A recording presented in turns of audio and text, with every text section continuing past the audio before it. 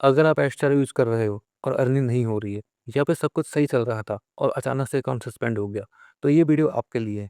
बहुत सारे क्रिएटर्स दिन-रात मेहनत करते हैं, ट्रैफ़िक भी लाते हैं, लेकिन फिर भी अर्निंग नहीं होती। सबसे बड़ी प्रॉब्लम ये है कि उन्हें ये समझ नहीं आता कि गलतियाँ आखिर हो कहाँ रही है। इस वीडियो में मैं आपको 10 ऐसी मिस्टेक्स बताऊँगा, जो नए और पुराने क्रिएटर्स करते हैं, ठीक है? ये गलतियाँ सिर्फ़ अर्निंग कम नहीं करती, बल्कि अकाउंट सस्पेंड भी करवा देती हैं। और वीडियो को एंड तक ज़रूर देखना, क्योंकि लास्ट में एक बोनस टिप बताऊँगा जो बहुत सारे लोग इग्नोर कर देते हैं।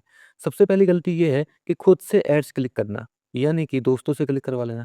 बहुत लोग सोचते हैं कि इससे अर्निंग बढ़ जाएगी, लेकिन सच ये है कि एडस्टेरा का सिस्टम फेक क्लिक बहुत जल्दी पकड़ लेता है। अगर सिस्टम को ट्रैफिक या क्लिक फेक लगे, तो अकाउंट फ्लैग या सस्पेंड भी हो सकता है। ठीक है?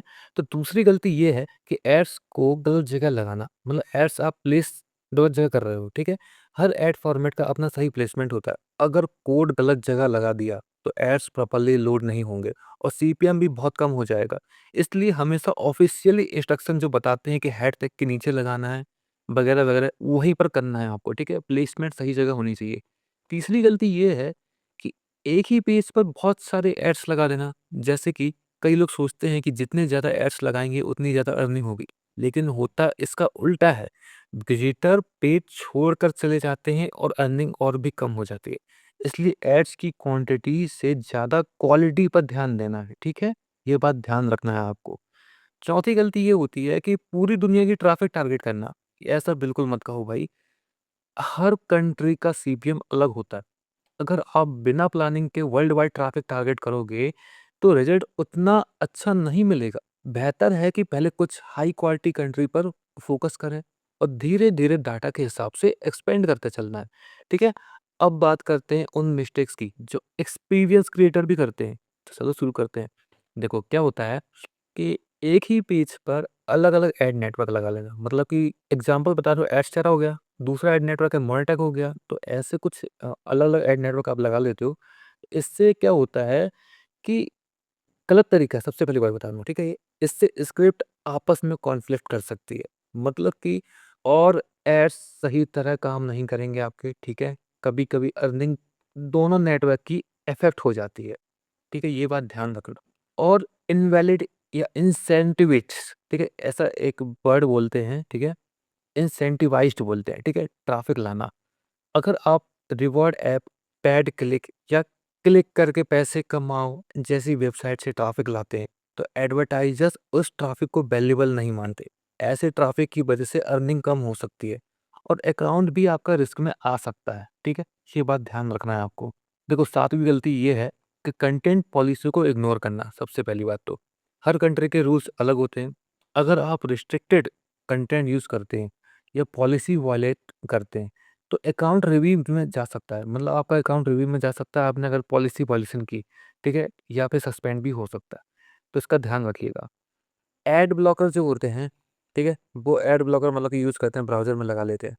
आज बहुत से लोग मतलब कि ब्राउज़र में एड ब्लॉकर लगाते ही हैं। अगर आप सिर्फ़ नॉर्मल एड्स पर डिपेंड रहेंगे, तो आप अपनी अर्निंग का एक बड़ा हिस्सा खो सकते हैं।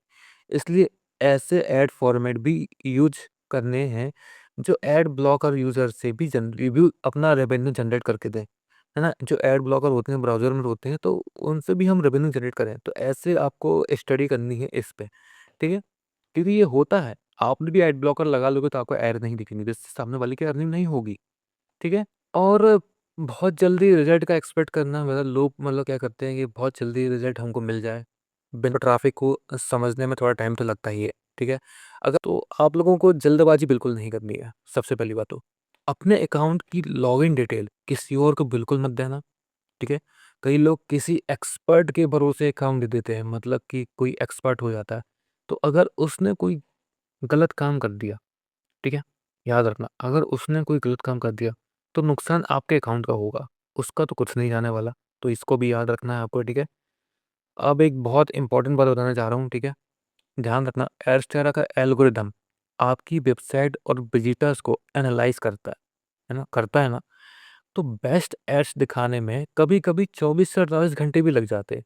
इसलिए अकाउंट अप्रूव होते ही बड़े रिज़ल्ट की उम्मीद बिल्कुल मत करना। मतलब कि आपने रिज़ल्ट आज अपनी वेबसाइट लगाई और सोचने लगे कि अर्निंग शुरू होने वाली है। टाइम लगता है, सब में लगता है टाइम। ठीक है? तो ये चीज़ें आपको याद रखनी है।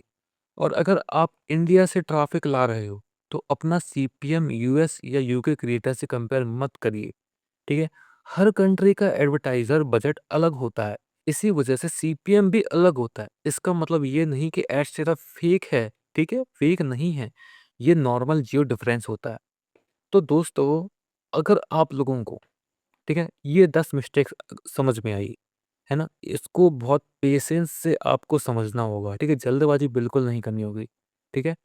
तो यही कुछ चीज़ें हैं, यही कुछ मिस्टेक्स हैं जो आपको नहीं करनी है। जैसे बहुत सारे लोग कमेंट करते हैं कि यार हमारा ऐसा नहीं होता है, आप अलग बता रहे हो, कुछ नया बता रहे हो। तो मिस्टेक्स हर कोई करता है, रिज़ल्ट सबके सेम नहीं होते, सबके अलग-अलग रिज़ल्ट होते हैं। किसी को अर्निंग नहीं होती है, तो वो कमेंट में आके बोलता है कि मेरी अर्निंग नहीं होती, आप इसको मत पब्लिश कीजिए, ठीक है? ऐसा नहीं है। भाई आपने मेहनत उस तरीके से नहीं की है, जिस तरीके से करनी चाहिए। मैंने जवाब भी दिया है देखो, बहुत सारे लोग नहीं जानते इसको कि यूज़ कैसे करना है अच्छे से, ठीक है? तो आप कुछ चैट जीपीटी की भी हेल्प ले सकते हो, ठीक है? कि हम क्या करना चाहिए, क्या नहीं करना चाहिए अगर आप खुद से नहीं पहचान पा रहे हो कि हमें क्या करना है, ठीक है? और मुझसे भी पूछ लीजिए, मैं तो आपको बताता ही हूँ। तो कमेंट में आपके लिए बिल्कुल फ्री है, आप कमेंट कीजिए, क्या गलती आप कर रहे हो, क्या नहीं करना है, कौन-सी गलती आप ठीक है, इग्नोर कर रहे हो, वो सारी चीज़ें आप मुझसे पूछ सकते हैं, तो मैं आपको बता दूँगा। तो ये वीडियो अगर पसंद आई हो तो लाइक कर देना, ठीक है? सब्सक्राइब बिल्कुल ज़रूर करना है आपको, ठीक है? तो मिलते हैं अगली वीडियो में, तब तक के लिए थैंक यू सो मच।